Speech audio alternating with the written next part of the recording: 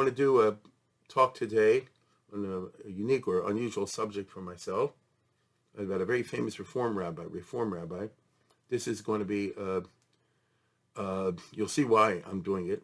And today's podcast is being sponsored by my friends Dovi and Diana Safir, who were very kind to support the podcast and said nice things about it.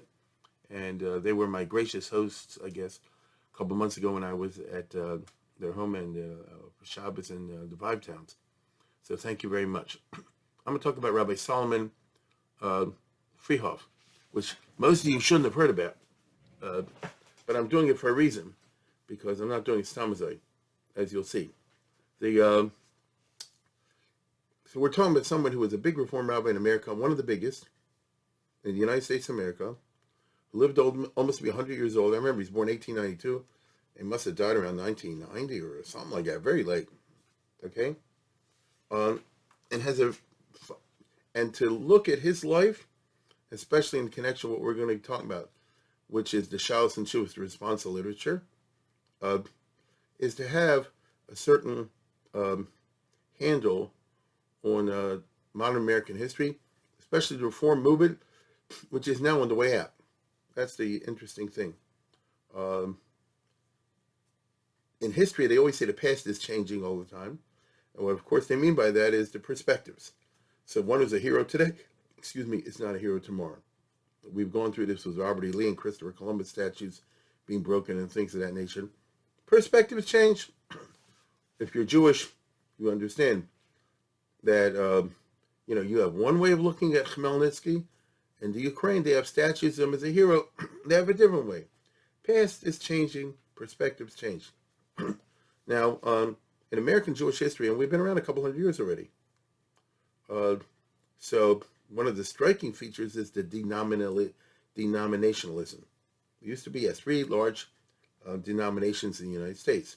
That's how Jewish religion was broken up. Orthodox and Conservative Reform. If you're going by organization, it was Reform, Conservative, Orthodox. That's what it used to be. And Reform, as we'll see in a second, really took off in this country. But like, all these things, and then it sputtered out. And right now it's in the process of sputtering out. And so it's going to be episode, like conservative Judaism, an episode.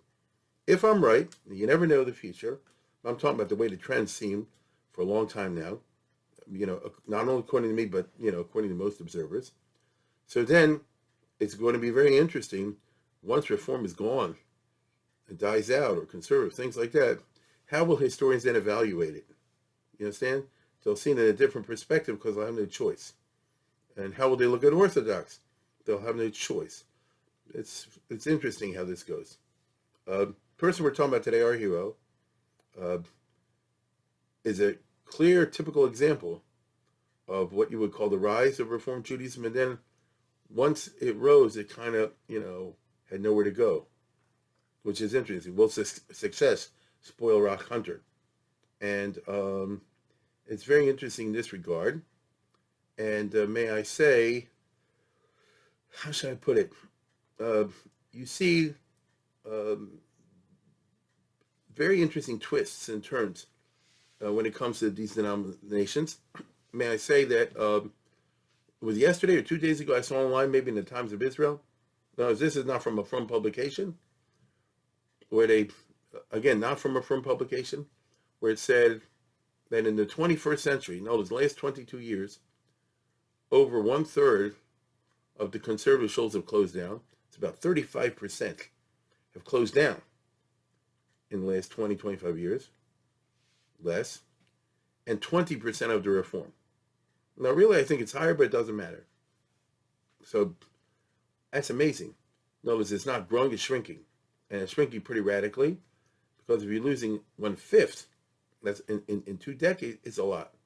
Here where I live in Baltimore, we have a big example of this, where the most prominent Reform temple, the oldest, the Har Sinai, just closed down. They sold out to the Aguda, believe it or not, as a wedding hall. I'm serious. And they had to merge with another temple. Okay? So we see the trend. And Cincinnati, where our heroes spend a lot of time, which was the place the Reform movement really kind of started as an organized movement, just closed down. It just took a vote to close down. So, I mean, we're living in interesting times. And the truth of the matter is, it's really disgusting of somebody like myself to watch. This is my pornography, what can I tell you? I spent years watching, observing from afar the decline of these movements. It's really not a nice thing, but I can't help it. We all have our weaknesses. Now, to get down to brass tacks, we're dealing with I'm going to go to a biography now. We're dealing with somebody whose name was Rabbi Solomon Freehof, who was one of the biggest Reform rabbis in the country. He had one of the largest temples, Road of Shalom in Pittsburgh. I don't live in Pittsburgh, but I'm sure it's one of those biggie temples. I'm sure it's still around. And in its heyday, it had 3,000 families. Okay, maybe more. That's a lot. And how should I put it? Was a very prominent fellow. Well, I just said his name is Rabbi Solomon Freehof. No, it's Zalman Dov. Zalman Dov. That tells you he's Lubavitch. Isn't that funny? One of the biggest guys who became a big Reform rabbi is actually from Chabad background. As a matter of fact, he's a descendant of the Baal Tanya. Here's a classic case of what life was like over 100 years ago in this country and many other places. Because I'll tell you right now, all the Reform rabbis came from, quote unquote, from backgrounds, or at least from Eastern European families at a certain point. The regular Reform Jews didn't want to be rabbis because they're in business and things like that, with a few exceptions. So you had to recruit kids from, like I say, Russian families, Eastern European families, including many from Hasidic backgrounds. It's really weird. So our hero was born Zalman Dov, and his father, as you'll see, I knew people knew him in Baltimore, Rabbi Shalowski. His father was a Chabad sofer, on Sefer Torahs. That's a from guy, from Shklov. I mean, yeah, this is a from area. I can't use the word Lubavitch because he was from the time when there was a civil war in Chabad, after the Tzemach Tzedek died, so he went with the other group to Chernigov. But whatever, it'll have a Baltimore play out. So here's somebody from family. The mother was from, the father was from. They left Russia, Chernigov to go to London for a while. He was in London for a couple of years as a cipher for the Federation and as a Magia, to read over the Sefer Torah, a Magia. So now he's just a firm guy. I guess the money didn't work out, so he came to the United States, to Baltimore, Maryland. Why Baltimore? I do not know. But there were a lot of Chabad-type shuls here, once upon a time, based on the town from which he came. Danshe Nishin, Danshe this, there was a Chernigover shul, right? Chernigover shul, where he went to. So the old area where Jews lived once upon a time, downtown Baltimore, which is true of downtown anywhere, Chicago, New York, Detroit, which was near the harbor in our case. It was called East Baltimore. I know it well. And there were 25 shuls. There were 25 from shuls. And if you go back, if our hero was born 1892 in London and came here a year or two later to Baltimore, so you have somebody growing up in the late 1800s, early 1900s in Baltimore, Maryland, when the Jewish population is exploding because East European Jews are popping over here all the time. And it was a very frum 5 minutes. Now, what I mean by that is, and again, this is true of many places, it's particularly true of Baltimore, though. We have a different history here than many other places, which is why Baltimore today is a more well-known town, quote unquote, in the frum world. There's a history behind it. And if you go back to the time when this guy was growing up, the late 1890s and early 1900s, before the First World War, so what you would have would be 25 shuls or more, all these guys coming from Eastern Europe. A very significant percentage of them were very from. I just told you they had Chabad shuls. So what does that tell you? The people came over were Lubavitcher Hasidim of one sort or another. Even a more modernish guy is already talking about Hasidish. And there were plenty of what we call Besnagdisha groups that came over. There was a show I knew once, saw it years ago, where they had like 100, 200 shasas. I'm serious. It's the era of Rabbi. It was before Rabbi Forschlager even. And anyway, the problem, of course, as we know, looking back from the perspective of history, is there was a flash in the pan. There was no chinuch really. There were no day schools and yeshivas as we would call it today. And therefore the parents were very religious. The grandparents were religious. The kids went off the derech from public school very slowly, without big fights, in a very kind of organic process, including our hero. So here's a guy who grows up in East Baltimore, on Exeter Street. If there are any Baltimoreans listening to this, we all know where that is. The old TA was there. And this is before TA. And grows up in a frum family. His father, in America, to supplement his income, became a moil. So that's frum. His father's a cipher, a magi, and a moil. Right? And maybe also a shochet. I heard from Rabbi Shabalsky was a shochet. You get the idea. Okay, they had a family of 5, 6, 7 kids. And they owned their own house. And he's growing up over here. Now, what was there in terms of chinuch at that time? There weren't day schools. What you had was a Talmud Torah. In Baltimore, there was even what I would call an Orthodox Talmud Torah. But Orthodox maskila, because that's what the Talmud Torahs were.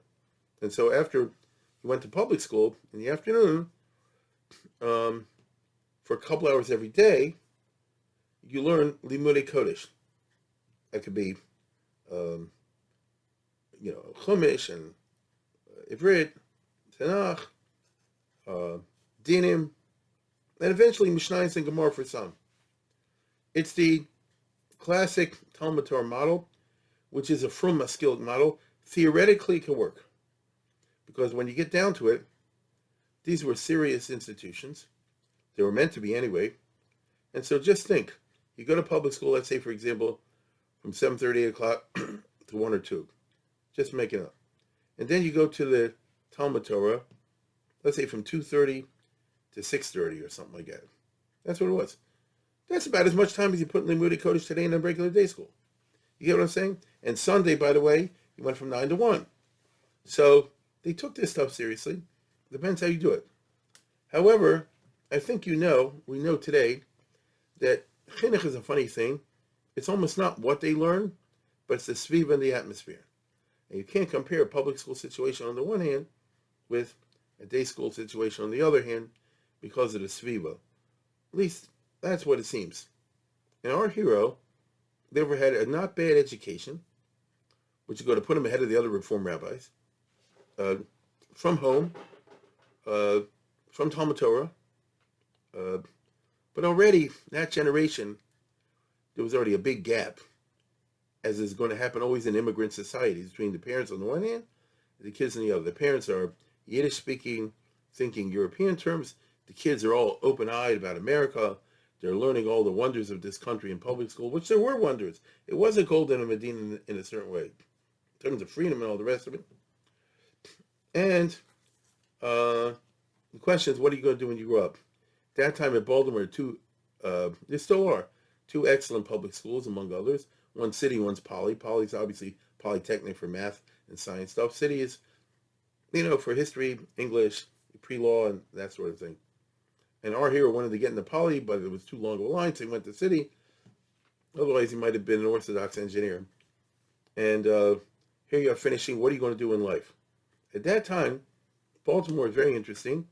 They had 3 or 4 temples. It was the Har Sinai, the Ohev Shalom, and the Baltimore Hebrew. That's it. There were 3 temples that were big. Now, the rabbi, Reform Judaism was going through all kind of phases at that time, till it crystallized. And one of the shuls was Ohev Shalom, which is still there. Today it has a big Orthodox day school that uses this campus, but it's still there. And it was what you would call to the right of the Reform movement. The rabbi there for many decades was Rabbi Zold, Henrietta Zold's father. And he was one of these weirdos. He made up his own siddur, but he did believe you should keep Shabbos. This guy said the 1800s in America is a very confusing era. Now's not the time to go into it. I'll be drawn into that too long. It's interesting, but it's too long. So the Rabbi Zold was there from 1850s on, and he was from the Breslov Seminary, Hungarian. So the shul was always like half Orthodox, half not. You understand? And but regarded itself as part of the Reform movement. But I'll tell you right now, they are in the process of becoming Reform like everybody else. And the rabbi who replaced Zoll, Rabbi Rosenau, was there for 50 years. He was a very interesting individual. He's a Reform rabbi from Cincinnati, graduated. But he came from a Frum family. Therefore, he always had a soft spot for the Frum stuff, even though he did a lot of bad stuff. So he helped in Ner Israel when it started out, and he helped other schools that started out. Baltimore has an interesting history where there were these non-Frum things that did help the Frum institutions. A little bit here, a little bit there. And he was a talent scout.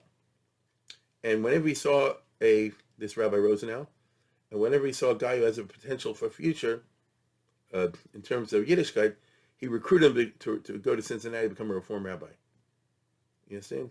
So I could easily dramatize this podcast and say, like an evil Pied Piper, he lured our hero in, and he was going to probably end up in YU, and instead he ended up in Cincinnati. But the truth of the matter is, at that time, Reform Judaism to some people looked dynamic, including to our hero. I don't understand why, and he never spoke about it in life. He always was deflecting the questions. Because he came from a Frum family, and even a Hasidic family, and he got along with his family, and later in life he supported them, gave them money. He had sisters who stayed Frum. He was a good family guy, but he made a radical change because it seems that he wanted to become a Reform rabbi. And so here you are, 1910, 1908, something like that, those years, and you're one of the best guys in the Baltimore Talmud Torah, and what are you going to do in the future? The answer is, you can have a successful career as a rabbi, especially from the financial point of view, if you don't take an Orthodox congregation. And who wants to be an Orthodox rabbi, especially at that time? I think even the listeners to this podcast have a little bit of an inkling, certainly Dovi Safir, of the state of kashrus 100 years ago, and the scandals, and all the other scandals are going on. So the Orthodox was not a pretty picture. And so the long and the short of it is that this guy, Zalman Dov, whose name was Freehof, moves to Cincinnati, reinvents himself as Solomon Freehof, sounds more American, with one F, and becomes a student in the Reform Seminary.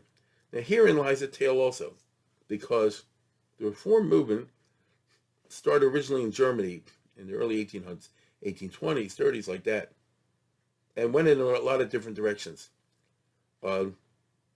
Some simply wanted to be Mater Asurim, that's all. But others insisted, no, there's a shita behind it. Notice, everybody should be Mater these Asurim. Shabbos, Kashrus, Taras, Mishpach, you name it. And you develop a whole theology and a philosophy and an ideology, which got very complex in the 19th century, to explain and justify these sorts of things. And they used the language of what was popular in the 19th century, even some of the 18th century, like Kant, the 18th century. So I'm not going to give a whole schmooze on the history of Reform Judaism. It's interesting in its way, especially now that it's going down the tubes. But it had a whole theological bent to it, when part of its leading intellectuals, especially Abraham Geiger, who used to be the roommate of Samson Raphael Hirsch. And it was such a tekufa. But the Reform movement, when it started in Germany, didn't really take off so much, because what it pushed was a little bit too radical for most German Jews. They didn't want to be Frum. They didn't want to go the opposite extreme either. And therefore, what took off in Germany more than anything else was what you and I call conservative Judaism in America, which in Europe was called liberal Judaism. So you just got to know how the terms were used. So this would be Breslau, Zachariah Frankel, Gratz, and all those guys. Those shuls were very popular, and Samson Raphael Hirsch had a whole war against them. He wasn't fighting the Reform so much because they were like off the deep end. The main problem he was concerned about was what we would call today the conservative. Now, in the United States of America, by contrast, what happened was a little bit different. And that has to do with the ways of immigration. At the time of George Washington, there were 2,500 Jews over here. I won't go into that. And it didn't really start to change. There were only about 7,000 or 8,000 in the whole U.S. in 1830. And then the German Jews showed up. When I say German Jews, they're mainly from Central Europe. We call them German Jews as a general term. Some from Bohemia, some Moravia, some Bavaria, and so forth. What we would call the Ekes. These Jews came 250,000. Excuse me, 250,000 in 50 years. Between 1830 to 1880, shall we say. These are famous figures in American Jewish historiography. So that made a big difference, 250,000. When most of them came, almost all of them, they were from a traditionalist background, what you and I would call Orthodox Jews. But they weren't observant, and conditions in America aggravated the non-observant. In other words, when they got off the boat, usually they were, somewhat observant. And American conditions weren't great for this. All I can tell you is that over the course of between 1830 and 1850, let's say, for example, from the 1850s to 1880s, reform took off. Slowly at first, here and there. By the time you finish the Civil War, the reform skyrocketed. That was a particular form of Judaism that appealed to these German Jews, and so they won a total victory. A little under the weather today. So it's a remarkable story. You go across America, New York, Baltimore, Philadelphia, Chicago, Cincinnati, St. Louis, the north, the south, the east, the west. You see, Schultz started, it was originally from, it's reform. Again and again and again. There were very few exceptions. In Baltimore, you have now the Sheriff Israel, the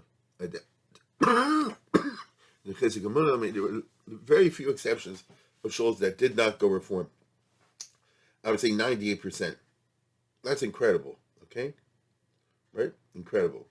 Now, when that happened, if you were a Reform rabbi or leader in this country, you felt great.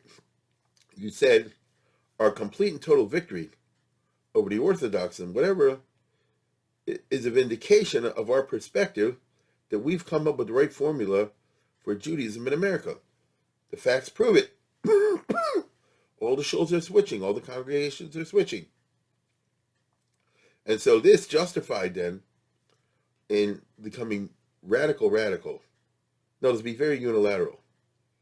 We can abolish this. We can get rid of that. We create our own ceremonies. We get rid of it. You name it. Like I say, Shabbos, Kashrus, Taras, Mishpacha, Taryag, Mitzvah, out the window. And those who complain about it are like stupid little individuals swinging in the wind. Nobody is listening to you. You understand? If a guy says, Yom Machal Shabbos, but everybody in the town except for that guy joins the reform, he looks stupid. This is what happened all over America. And so by the time you get to the 1880s, the reform was in the process of gaining a tremendous triumph.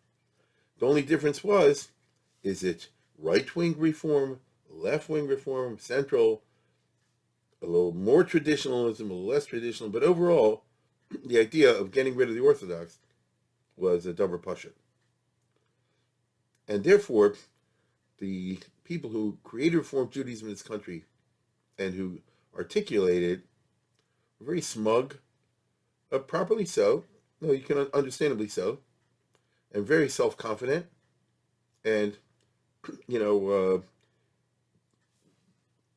America is going to be great, because in this country, Judaism is going to be different than it is in other countries around the world, and we will show the way how to be modern and, 19th century, and Adrabah, the other Jews of the world will look at America like a shining hill, and they'll say, that's the kind of Judaism we want, and eventually, everybody will become reformed like America.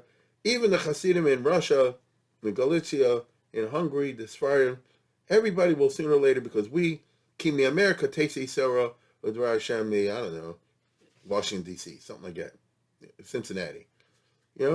They were convinced that this is the right Mahalach. Then, however, God had a sense of humor. And what happened was that all of a sudden, 1881 came a huge wave of immigration from Eastern Europe, starting in 1881, and pretty steady. If you go online, you look at the figures, you'll be quite interesting. By the time you get to the first decade of the 20th century, Teddy Roosevelt is 100,000 Jews coming here from Eastern Europe every year. That's a lot of people, 100,000 Jews. Legally, I'm talking about, legally. Okay? The reform was aghast. What's going to happen now? These Jews are too Jewish. They didn't have the same experience as the German Jews in the 19th century, who instantly became members of the middle class. It's just a different group.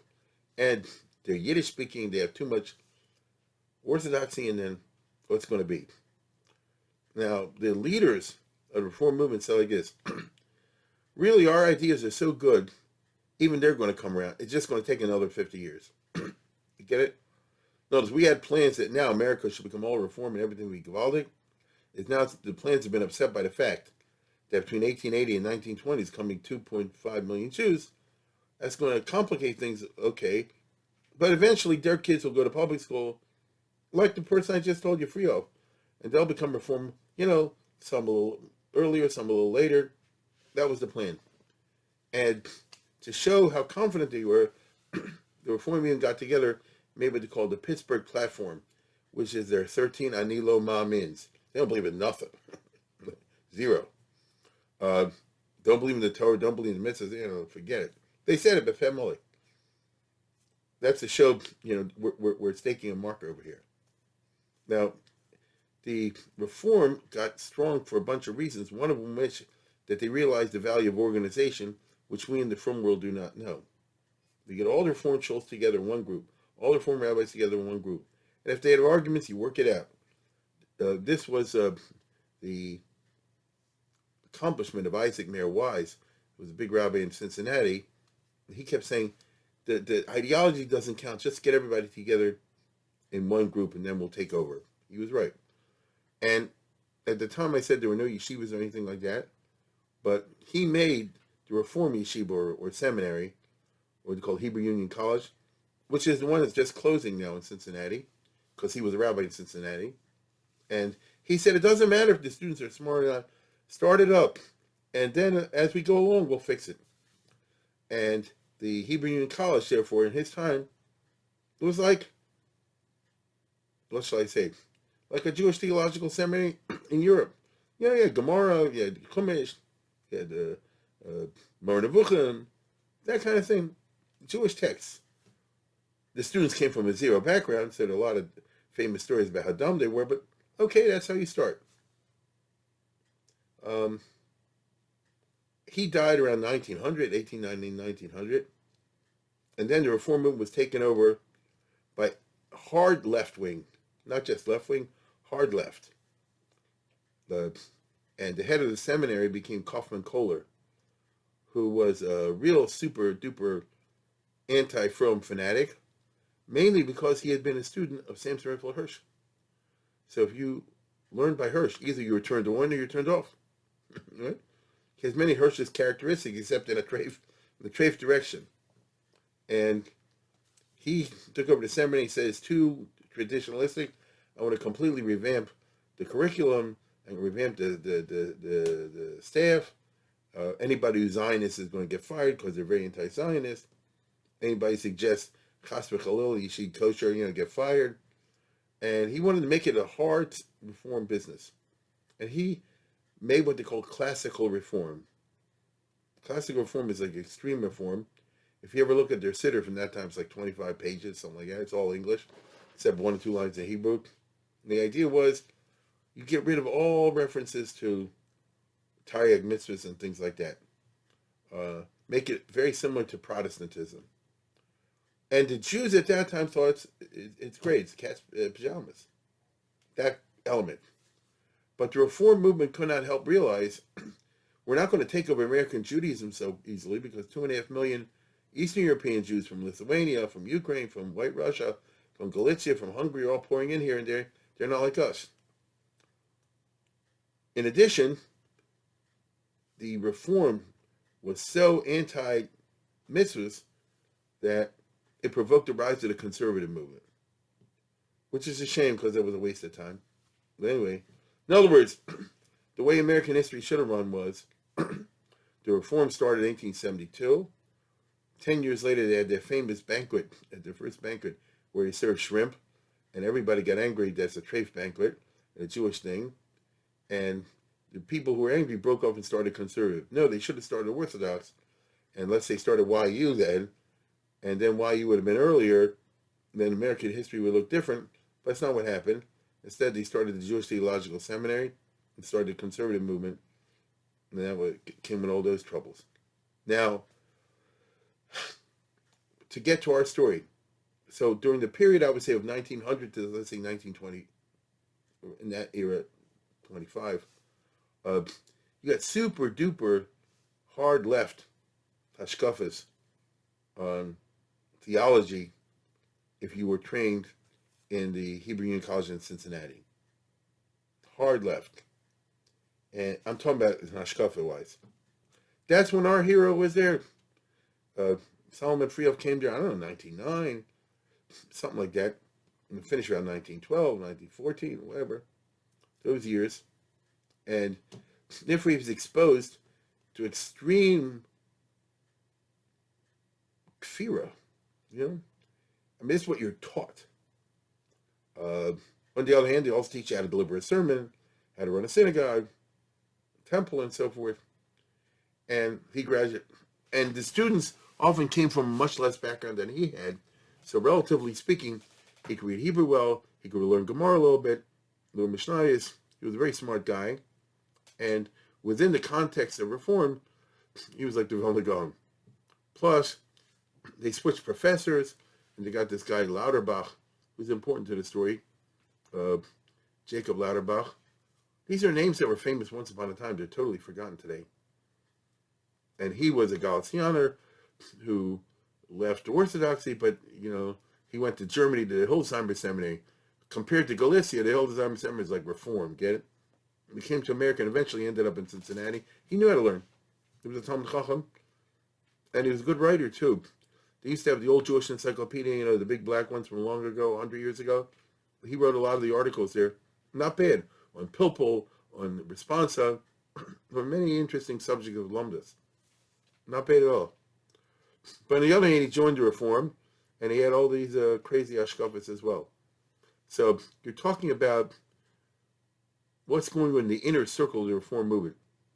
They themselves, the people I'm talking about, realize one thing, which is, okay, we've conquered the Yekas. It's going to be a long time before we conquer the Eastern European Jews. But within our own ranks, now that we've won, what have we won? We've taught our people in the temples, you don't keep Shabbos, you don't keep kosher, you don't keep Yontif, you don't do this, you don't do that. So what do you do? You see? What do you do? And having reached the point of success, they realize they're empty. They write this in their own, literature. You know, when they had conventions and things like this. What do we do? The rabbis themselves said, what do we say about Shabbos? I mean, we have services on Saturday or Sunday, Friday night. What is Shabbos? We can't tell our people, Kibayom Mashvi Shabbos Vayinofa. We don't believe that stuff. So what is Shabbos to us? Are we going to abolish Shabbos? Are we against Bris Milah? No, so are we coming out B'Pem only saying that? Or we're not? You get what I'm saying? What is Pesach? You don't have the stupid Haggadah, with all that dumb stuff in it. So then what do you have? Do we have matzah at the Seder? How do we explain that? You see? And so they had to deal with the question, once you succeed in winning these people over to your temples, what do you do there? They never worked that out. They had endless discussions about this stuff. Like I say, it's interesting from a voyeuristic point of view. But didn't work out, and they recognized themselves. We made things too dull, too sterile, too dry, too rational. Nothing is allowed in if it doesn't make 100% sense. The heck with the mitzvahs. You know, they were left with a garnish. You understand? In other words, is the definition of Reformed Jew somebody who doesn't keep Shabbat? That's a negative definition. Who doesn't keep kosher is a negative definition. What do you stand for actually? You know what I'm saying? The best they could say was to have a mission to the world, to lead exemplary lives, be ethical people, and show the world how to be ethical. Well, plenty of Goyim that are ethical. Plenty of Goyim. You have to be Reformed Jew to be ethical. You have to be Jewish to be ethical. It's a fact. So, even more than them. In fact, a lot of these Reformed millionaires were big businessmen whose ethics were not so great in the business area. So, what do? This is where our hero comes up. He graduates around 1915, I think, and he became a member of the faculty. Then he was a chaplain in World War I. And then afterwards, the seminary went even farther to the left than it had been before. And he left and became big rabbi, first in Chicago and then in Pittsburgh. Now, as I said before, compared to the others, he was more interested in rabbinic literature. And he liked learning, as we would say today, which is extremely unusual for Reform Rabbi Nat Kufo, because the amount of Gemara they taught, if I remember correctly, was something like 16 hours in 4 years. Something along those lines. And the reason, Kaufman Kohler said, is, what do they need to know Gemara for? You're never going to get a Shiloh. A Reform Rabbi in those days, they had it worked out. You have the services on Sunday or Saturday or Friday. And by the way, Kaufman Kohler himself used to say they should switch from Shabbos to Sunday. And then later when he said, I made a mistake, I say it's worse. This is the level that they were dealing with. I don't know if I told you a story. Years ago, I was once doing one of my talks here in Baltimore on Saturday night. It was about the history of Israel years ago, the 40s. I mentioned Abba Hillel Silver, who was a very big Reform rabbi from yesteryear. And he had a big, very large temple in Cleveland. And a lady came to me afterwards, a From lady. After the speech, she says, I just want you to know, my father was a From guy in Cleveland, but he was a big fan of Abba Hillel Silver because he was an unbelievable speaker, which I'm sure was true. And he would go to listen to his speeches in the temple. You understand? He was a From guy, but this was his Yetzer Hara. He would go to listen to the sermon. And I want you to know, even though you weren't allowed to have a yarmulke, but when my father walked in, they didn't bother him. He could have a yarmulke. And he had a seat there, and Abba Hillel Silver saw him. It didn't bother him, and so on and so forth. So I said to the lady, I'd never been to Cleveland in my life. I said to the lady, I guess the shul must be near your house or something like that. Otherwise, how would you get there in terms of walking? She said, no, it's actually far away. I said, well, then how'd your father get there? She said, you don't understand. The services were on Sunday. Had no problem with driving. You see? That's where things were. Now, that's where things were. So our hero becomes one of these big rabbis of a huge temple, eventually in Pittsburgh for decades. I used to see the old Jewish Times in Baltimore when I did my work on Rabbi Ritterman. So I'd look in the 20s and 30s. His sermons were always in the paper. The speech was all in the paper. He was an excellent speaker. He didn't have so much content, to tell you the truth, but he had the style.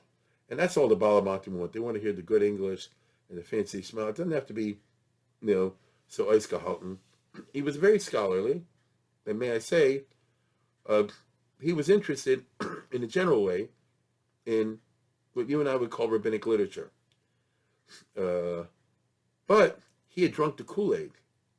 He really bought into all this stuff that they taught him in the seminary. It's quite remarkable to me, because the guy came from a Lubavitch family. His father was a sheicher and a moil and so forth.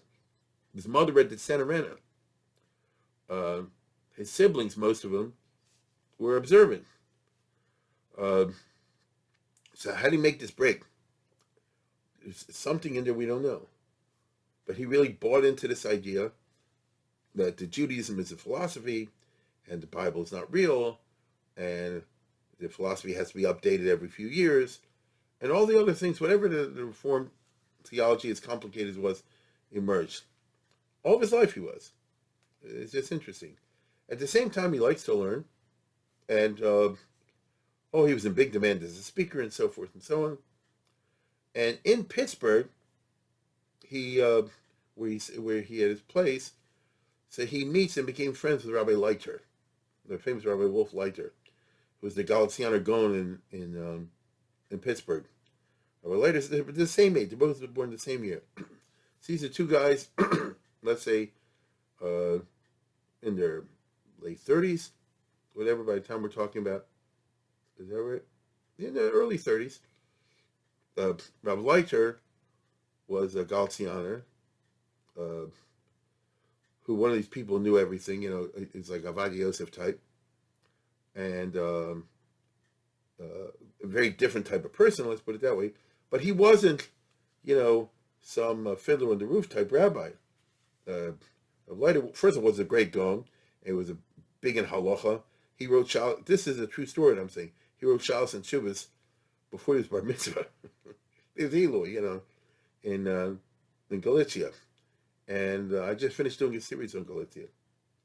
And he spoke 12 languages. He knew Limunei Chol as well.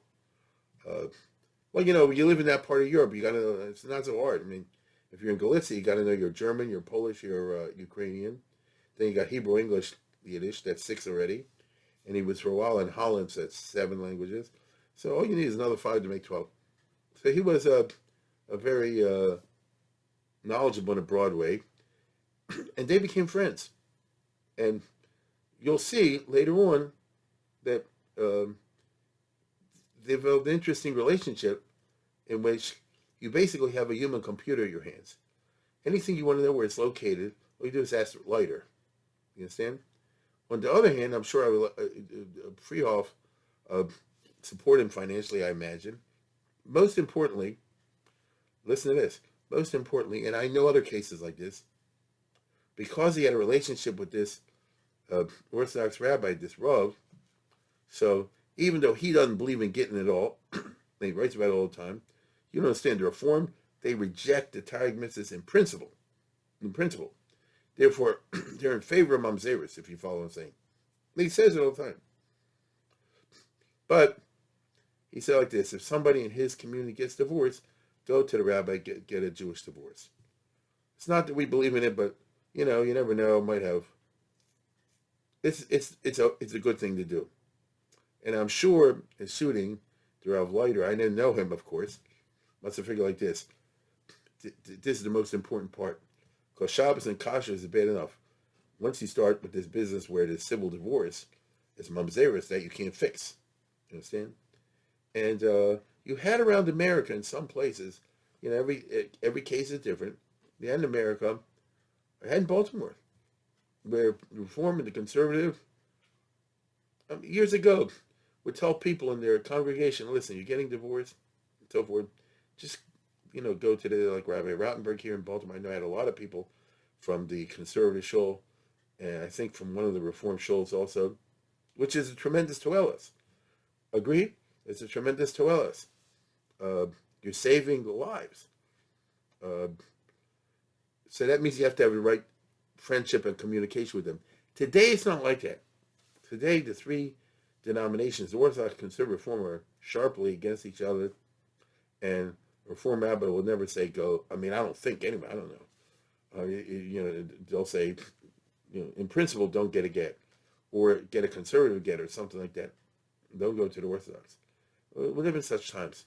But in our case, our hero developed a close relationship over decades with Rav Leiter, because he had 2 big scholars of different type living in Pittsburgh side by side. Now, but he was totally in the world of Reform, and he wrote all these books which are not important about Reform Judaism. Really, they're out of date. They're not interesting. Then came World War II, and I met at least 100,000 American Jews fought in the army, probably a couple 100,000. That's a lot of people. A couple 100,000 U.S. Jews were in the service in the Army and Navy in World War II. So they have chaplaincy, get it? And the Catholics have their chaplain system. The Protestants have their chaplain system. So the Jews got to make a chaplain system. What do the chaplains do? Let's put it this way. Do they do it from? They don't do it from. You're a soldier. You're a chaplain out there with the soldiers. Do you run an Orthodox prayer service, a Reform prayer service, a conservative prayer? You know what I mean? We're talking the 1940s when there were 3 strong denominations. And so what they said was, we have no choice but to get together and try to figure out how to cooperate to produce for the Army and for the Navy, one set of regulations or recommendations. It's very interesting because they set up a committee of 3, one Orthodox, one conservative Reform. So our hero became the chairman. Solomon Freehof was the head of this is going to sound funny, of the Halacha Committee, the Responsa Committee for the Army and the Navy. The reason he was the chairman was because the Orthodox and conservative were close to each other. They're more bitter fighting. The Orthodox guy was Leo Young, who I know Debbie wrote about the other day, because he was a modern Orthodox rabbi, but knowledgeable. They had a very prestigious synagogue. So he's the guy who has to give the Orthodox psak for all the soldiers and the sailors. The conservative had Milton Steinberg, who was a famous guy, he died young. He was a famous guy in his day. I wouldn't say he was the biggest Talmud Chacham when I walked down the road, but he knew stuff, and anyway, he could talk to the conservative leaders. They are arguing over the halacha, get it? In other words, the Orthodox and conservative, because they're close to each other, are more bitter. An Orthodox rabbi said, this is the halacha. And conservative rabbi said, no, that's the halacha. Reform said, what's halacha? What's halacha? So they say, you be the head of the committee. It'll be more shalom.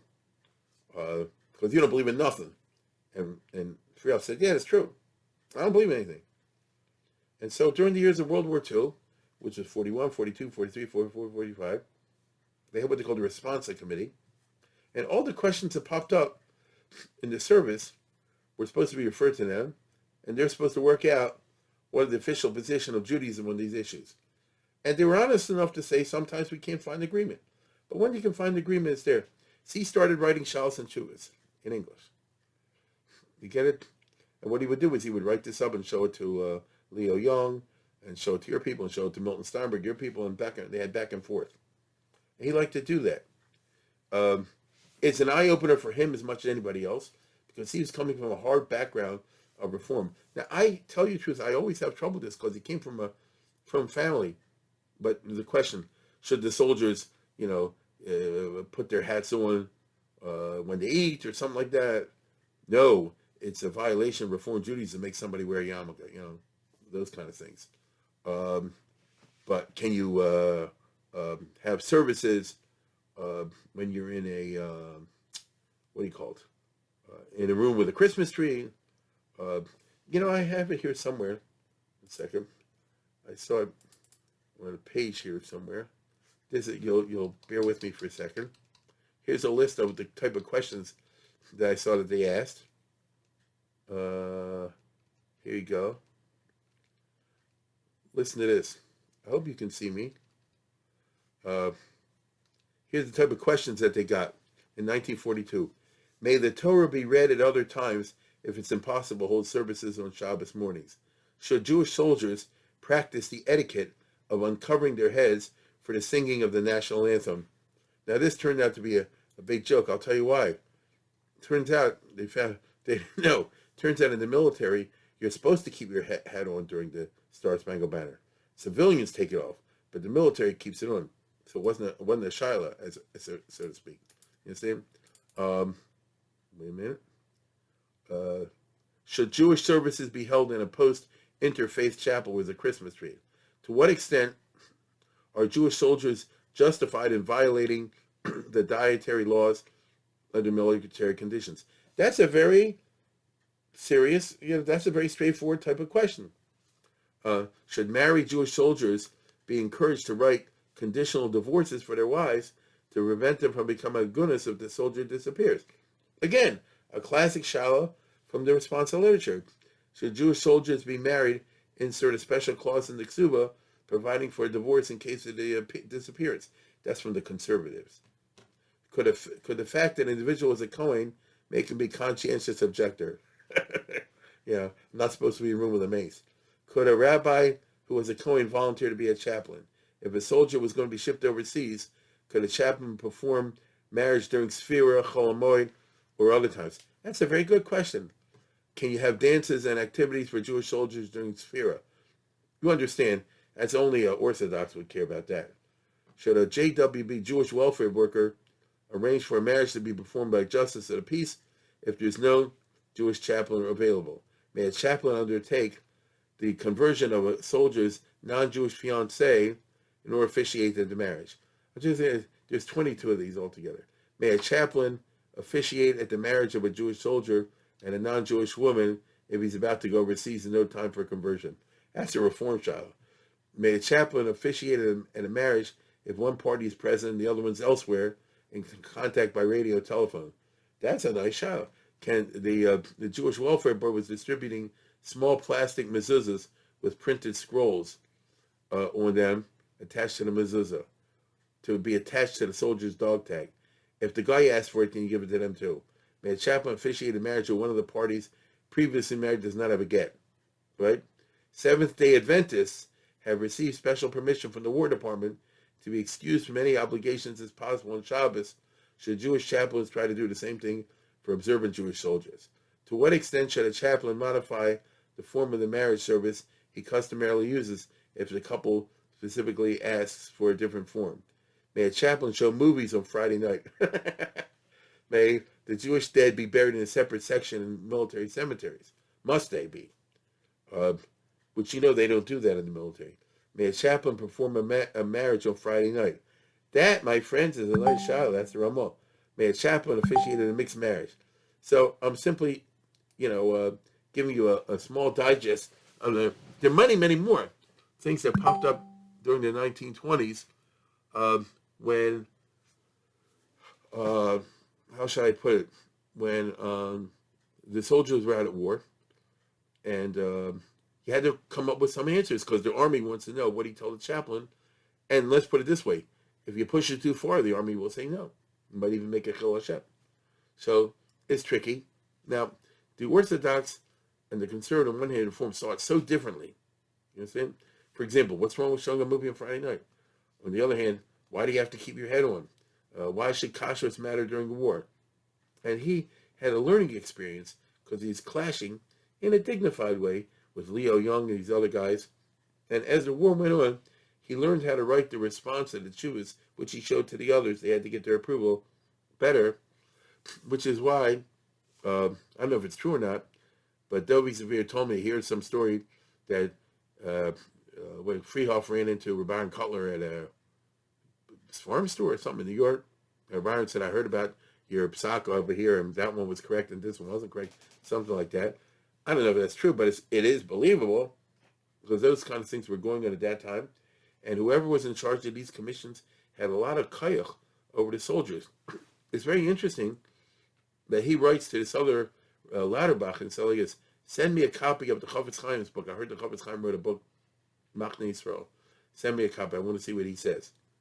So he developed, therefore, in the aftermath, during the war experience and afterwards, this big interest of writing tshuvas, which means organizing the halachic material, even though you yourself don't hold from it, don't practice it.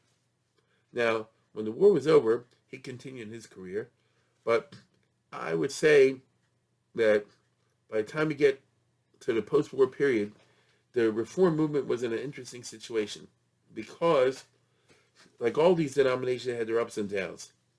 The reform was very successful among the German Jews, like almost 100%. But then they came to a plateau. So from 1900 approximately to the Second World War, there are very few new Reform temples, almost none. They got their chelik, the rich German Jews, and they don't have the others. The others are going conservative. If they're not from, they want a shul, they're going conservative. The Eastern European Jews. Some of them joined the temples, but generally not. After the Second World War, they started to expand because of the baby boom after the Second World War. The conservative and the reform took off, but the conservative much more. Okay? There was an increase in the reform temples, but the conservative really skyrocketed, which is why now they're plummeting, because they, so to speak, expanded too much. By then, it's pretty clear the reform is not going to conquer the world. If you're talking about the late 40s and 50s, do you really think that everybody's going to become reformed? They themselves face these problems. Our hero still lived in a bubble. He said sooner or later they're going to become like us. Anyway, notice, I think he had to tell himself that. And the interesting part is the consequences, what I call, of unilateralism. So let me explain what I mean. The reform movement and the conservative movement started with a certain idea in mind. Like, it's all predicated on certain axioms. And the problem is, if the axiom doesn't turn out to be right, then you're in trouble. The reform movement started because these guys convinced themselves that the Orthodox Judaism is doomed. Right? It's doomed. It's so stupid and so untenable, it can't last. The younger generation is just dropping out. And so, if you convince yourself that's the case, then why do you have to keep Shabbos? Because the others are offended. If you don't keep Shabbos, it's always been a Jewish custom. I don't care what the others think. They're going to be gone soon. It's like I'm dealing with an old person confined to bed, so to speak. It's not going to last much longer. And so I don't have to worry about their opinions. So we can be as radically unilateral as we wish to and abandon Torah, mitzvahs, whatever you want to say, because the opposition isn't even going to be there. You get it? The opposition is going to be there. That's what you call a zero-sum game. We're going to win and they're going to lose, and there'll be nobody left to complain to us. If you shoot everybody, so to speak, nobody is going to complain that you shot them. That was all based on the notion, the way they saw it, that the Orthodox Judaism is so untenable that it's going to die out. And there were many indications, that's true. You and I know differently, but that's the way they saw it. As I said, the Reform movement, and the Conservative movement also in its way, was predicated on the belief that the Orthodox is going to die out. It's untenable. And people, all Lubavitchers will end up like Freehof, so to speak. Came from family, doesn't mean anything. The trend is definitely in our direction. And that enabled them to do really radical things, which ought to be shocking. I mean, a firm person would say to Reform, listen, Kasha, how can you be Mater Mamzerim? How do you tell people, aren't you worried about the consequence of that? That's pretty radical. You're messing people over. No, they would answer. There's not going to be such a concept as Mamzeris anymore, because we don't believe in none of that stuff. And nobody will believe in 20 years in that stuff. So it won't matter. You get what I'm saying? So what's shocking and offensive to this one, it doesn't mean nothing to the other guy. You guys will be gone anyway. But you're taking a big bet. If everybody's taka dead, okay.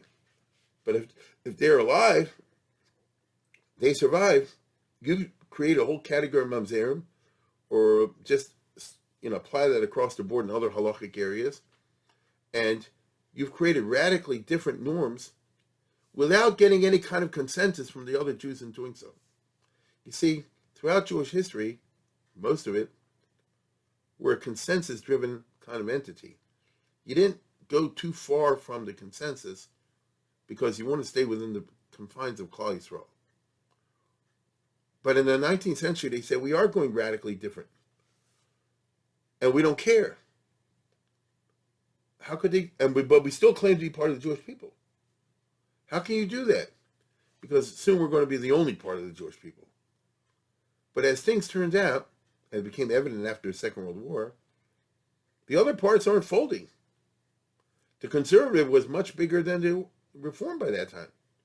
And the Orthodox was starting. I don't know if Freehof could see, what you and I know, which is the beginnings of the Orthodox rise in this country, starting, with the end of the war and the rise of the yeshivas and the day schools and all the rest of it. I'm not sure he saw that, but I think it was pretty clear the Orthodox are not folding. So then where does the Reform fit in? Now, the Orthodox will say like this: the Reform is completely treif and is illegitimate, which is the position in the state of Israel today. The Reform get angry and say, how can you say that? We're Jewish like anybody else. The Orthodox say, you're not Jewish like anybody else. Who gave you permission to go off of your own derech? Who gave you permission? There's no good answer to that. They didn't ask permission. They just did it. Now, you don't have the right, morally, to just say, I'm just doing it and expect the other person to say, okay, well, whatever you say goes. What if I don't agree with you? What if I think what you're doing is illegitimate? What if I think, my personal opinion, you have the right to your opinion, I have the right to my opinion. What if my opinion is what you're doing is not legitimate? It's not acceptable. Well, too big. What if I say it's not too big? So that's the state of play today, where one group doesn't talk to the other because there's no common ground. So this is where the Reform movement found itself in the mid and then later 20th century. Remember, Freehof died, I told you, like 1990. Okay? So he lived through a time when he saw the Reform stuff beginning to disintegrate. Now, I wish I could say, as a result, he moved more to the right, but it's not true. He just got very interested more and more in the Responsa Literature per se. And in the 1950s and early 60s, when he was, I guess, in his 60s, he published two excellent books. That's the reason I'm mentioning today, which are, as far as I know, the best books in English on the Responsa Literature as a genre. It was just the fruit of a lot of years of interest that he had in it, and a lot of ideas he picked up. And he's a very good writer, and he had this human internet. What's his name? Rabbi Leiter, to ask him any questions he wanted to know.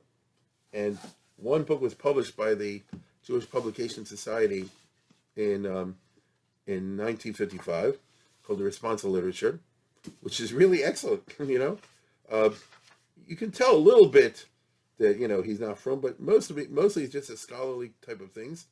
Okay, and he says black and white, I got everything. There cannot be too many scholars as thoroughly as home in the field of responses. Rabbi Wolf Leiter of Pittsburgh, I'm deeply grateful beneficiary of his memory of his responsa. I mean, he says what it is, and he wrote a wonderful introduction to the Shalos and Shuvas. I heard about it from my Rabbi when I was a thing in high school. Okay, because it was famous, weird at that time that a Reform rabbi should be into this. And it's really an excellent introduction to the literature of the Shalos and Shuvas, which he has the origin and development, the leading respondents. He gives you the name of famous people who they were, the famous Meshivim, you might say, a selection of responses, in other words, unusual and famous ones that are famous in Jewish history. This is why I do a lot of podcasts out of it, for the Shalos and Shuvas. Which are the famous Shuvas and which are the non-famous Shuvas? I've mentioned from time to time different ones. Widespread debates, in other words, which ones were controversial, and there's a whole history in Klal Yisrael of controversial Shuvas and the back and forth on it. History and the response, modern inventions, curious ones, and then perspective development, the Responsa Literature, in which he says, it doesn't look like it has much of a future. Certainly not in America. He was right there. This country, other than Moshe Feinstein, is not a place that produces Shalos and Shuvas. I've spoken about this on podcasts. It's interesting to me. But Eretz Yisrael is different. And they're like a dime a dozen. I mean, Eretz Yisrael is definitely a major headquarters of Shalos and Shuvas. Increasingly productive all the time. Not the USA. So it's funny that a guy from his background and his hashkafas should write an excellent work, which I could recommend to anybody if you're interested. First of all, if you're interested in history. Second of all, you just want to know what Shalos and Shuvas are. I don't know of a better work. And it's funny that a guy like him did it, but it's a fact. And it was published by the JPS, which is not a Frum thing. And clearly, he took it around the country, speaking in temples and places like that, sisterhoods, whatever, try to get people's interest in it. He's always saying like this: the halacha and the responsa is a guide but not a governance. Notice, nobody tells us what to do. We're Reformed Jews. We don't believe in nothing. He says this. We don't believe in nothing. Now that we said that, let's see what the responsa told us about Shabbat, about kashrut, about pidyon shvuyim, about Zionism, about life in general. I don't know, think whatever you want. And it's interesting to us to look, and maybe we can find some parts that fit for us. But he always said like this: maybe we'll pick up some old minhagim, but not b'tayres mitzvah ve'oseh. Right? He's Reformed. The worst thing in the world is mitzvah ve'oseh. We're always in a mitzvah ve'oseh. Right? So in Orthodox Judaism, we say gadol mitzvah ve'oseh, mishe'ena mitzvah ve'oseh. But by him, it's the opposite. You see? Now, this book was popular for a while in certain circles. I wasn't around at that time. But he then followed it up with another book, which is also excellent. And again, I recommend it. It's called Treasury of Response, okay, which I'm holding in my hand here. And what he did was to give in English and Bekitzer about 63 shuvas, as you see over here, selected in history from different people. In other words, the first is the Ger Shvirgon, then something from Rabbeinu Gershom, then a tshuva from Rashi, then a tshuva from the Rif, a tshuva from the Rambam, a tshuva from, Rabbeinu Tam, Maram Rottenberg, Rosh, Rajba, Trumas Hadeshen, Mariwal, Marik, Rivash, and so forth, all in English. And the Kitzer, in other words, and he does a very, very good job of summarizing the technical parts that the average person can read. And again, I'll say it again, you can learn a lot from this book. The two books together, let me just read you some of the titles, taken at random over here. He's got from Shvus Yaakov, bearing your head in the synagogue to honor a king. He's got compelled to raise a beard from the Shimshon Mar Purgo, that we did. The famous thing from Noda B'Yud about hunting. The Rabbi Kiva Eger with the famous cipher who was a cheater. Books printed on Shabbos, what do you do with that? Shlomo Kluger, violating Shabbos to consult a Hasidic rabbi. That's a famous one, right? A soldier coming in the Jewish dead from the Tzemach Tzedek. Reliance on an official report of death from Yitzchak Elchanan. And the rabbin is a profession. All I can tell you is that for those who are interested in any sort of stuff that I do from time to time, if you're interested in the subject, which is the Shalos and Shuvas as a historical source.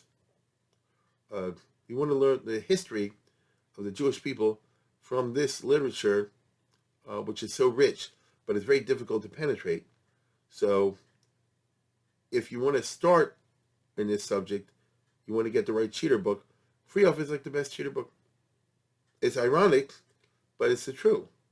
And he got so popular with this that he started doing something very weird, that he published 7 volumes in his old age of Reform Responsa, in which he says, they're very interesting, they're just weird. He got a lot of shilas from Reformed congregations, usually about death matters, because you know how the world is. They don't keep nothing, but everybody, what's the expression? They don't keep anything, but everybody covers the mirror in the Shiva house, like that. So things with the funeral, plus he had a brother with the funeral business and so forth. But he also has a lot of other questions also. I don't want to make light of it, but these are for the Reform movement. So they're weird because what he does is like this. Oh, this is such and such a question. The Achiezer says this. Rabbi Kiva Eger says that. There's a Chuvas Rush on this. It's all very interesting. And then it'll end like this. Of course, we're Reformed. We don't believe in any of that, so we just do whatever we want. He's always like that. But I want to say this. It's refreshing that he doesn't shoot the bull. What you find nowadays is people say, I can prove from the Gemara that it's okay, I don't know, to be gay or something like that. He doesn't do that. He'll say, you're not supposed to. We're Reformed, so we do it anyway. So it's very clear, black and white. That I would not recommend so much to people. It's only for certain types. But the 2 books that I just mentioned over here, the Responsa Literature and Treasury of Response, which you probably get online, I think are very good. You pick up a lot of ideas, even though now we live in the age of the internet, so you can pick up ideas otherwise. But it's ironic. Now, late in life, and I couldn't get this online. I remember he wrote a business called Let's Not Quarrel. That was the name of the article. I read it many years ago when the Hebrew College was alive, like in a Reformed journal. And he said, listen, the Orthodox, don't get angry at us. Life was what it was. We just drifted off into Reform. But, let's not have a machlokes. That reflects the fact that in the last 10 years of his life, which is the 1980s, he's got to see the handwriting on the wall that the Reform is not going to last. You understand? Not going, because you could already tell by the 1980s. Simply because they're not keeping the young people. You understand? They're not keeping the young people. If you can't keep the youth, then where's it going to go? They used to rely on new people coming from outside Reform to join the movement. Now, in the last 30 years, they've been relying on Goyim joining the movement, things like that. It doesn't work. And so he died at a very old age, but with I would say, a gift for explaining response in English. The rest of the volumes, and like I said, I wouldn't recommend for people. But the two volumes, the Responsa Literature, Treasury of Response, are really very good. And if you're interested in getting ideas, people always writing me, say, where would you recommend it? This, that, and the other. That's a starter. Now that you have the internet, you can find the thing in Freehof and then chase it down if you're interested in doing that in the internet. So as I said, this is, he stayed in his profession until he retired. Times have changed. He has a question about homosexuality where he says, Reform is all against that. That's because at that time, that was America. You see, today would write differently. It's a very time bound. Anyway, that is this very interesting person. I'm going to contrast him. There was another Reform rabbi named William Browdy who was in Providence. And I don't know much about him, but they were always arguing at the Reform conventions.